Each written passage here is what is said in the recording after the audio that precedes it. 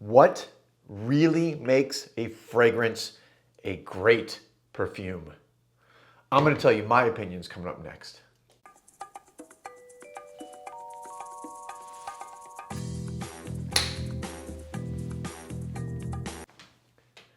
Welcome back, everybody, to Joel the Nose. And I just realized I've got a little bag there that one of my latest purchases from Osme. Okay, this is a topic that I think in general needs to be discussed in the perfume community, the fragrance community, frag-com as we all call it, a little bit more. What makes a perfume great? A fragrance, a scent, whatever you want to call it. And to me, although you could use purely, I guess, objective standards, which would be, okay, you could look at things like how much, what is the concentration, what are the raw materials used. Obviously, there's a lot more expensive raw materials that you can put into a perfume versus cheaper ones, synthetic versus natural, which, by the way, doesn't necessarily mean one is better or more expensive. There's a lot of synthetic materials that are more expensive than, say, natural raw materials. But there's a lot of factors, right, that can go into the expense, the bottle. You could have a really simple glass bottle that doesn't cost a lot of money, or you can have a really elaborate designed bottle, especially for the house, right? Parfums de Marly, for example. Therapia by Aroma, simple. So there's a lot of things that are going to affect the price and, how much, obviously, juice is in the bottle. Is it a 30 milliliter, 50 milliliter, 100 milliliter? Those are all, right, basically objective kind of, numbers and sense criteria. But taking that aside, to me, what really makes a fragrance great, it's very simple. What works for you? What works for you, the person wearing the perfume? That's really it. Again, you could break it down. Some people think that fragrances that are too, quote, synthetic-y or smell too much like synthetic. I laugh at that because I don't think what they realize is that almost every fragrance out there from any major house, whether it be designer, niche, or whatever, contains a lot of synthetic notes. All the best perfumers in the world use synthetic notes. That does not mean it's a bad fragrance. In fact, you could argue the opposite. There's actually real benefits to it. Some people think they're more allergic. The reality is you're not more allergic to synthetic notes because, for example, if you want to create a rose note, that rose note, when it's done synthetically, is one molecule. So the odds are that you're going to be allergic to that one molecule are extremely rare. Versus if you take rose naturally occurring in the world and you put it in your,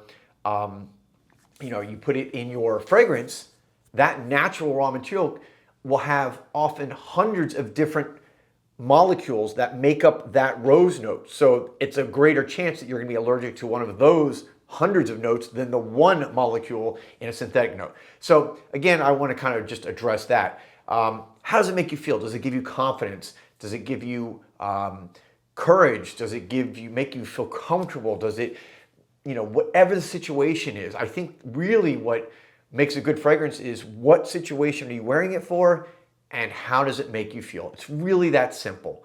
And again, there's other things you can look at. What is the projection? What is the longevity?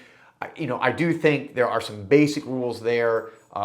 Projection, not so much for me because, that's going to be a lot depends on your skin type. And by the way, that also goes to longevity. If you have more oily skin, then you're going to typically get your fragrance is going to last longer versus drier skin, which evaporates more quickly on your skin.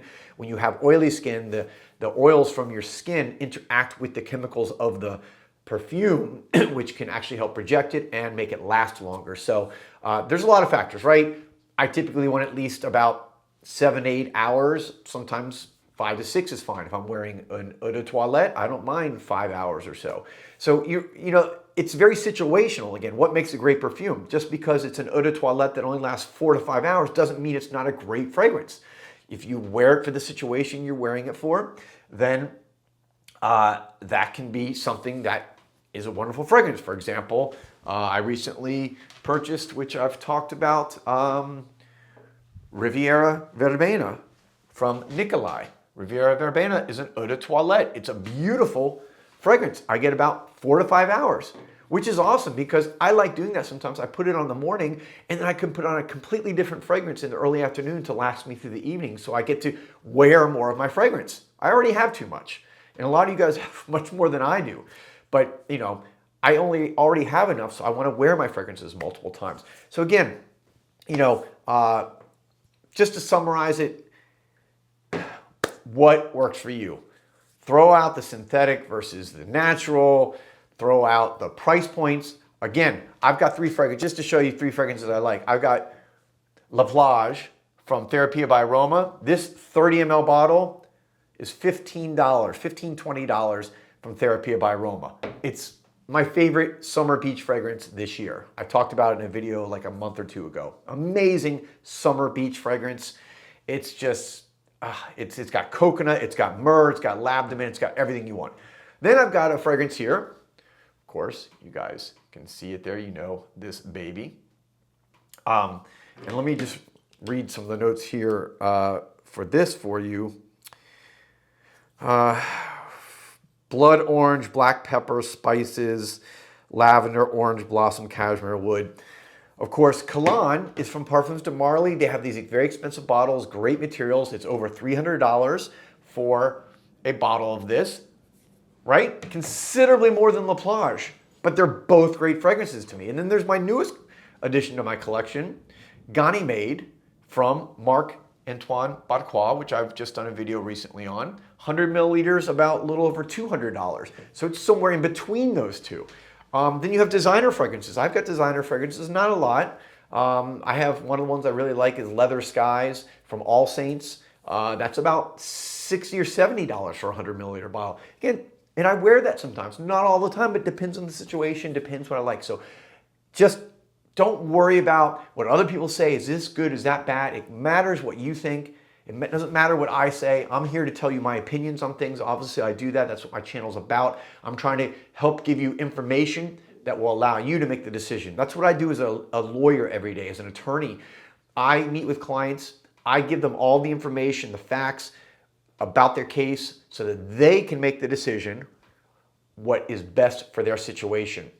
And I'll be honest with you, I've got clients where the same set of facts applies to one person and they make a decision one way, and another client makes the exact opposite decision because of their personal circumstances, even though the same facts apply because of your unique situation is different. Same with fragrance, same with perfume. So thanks guys for watching. Hope you found this valuable and entertaining at least. I'll be back soon with another video. Peace, love, and perfumes.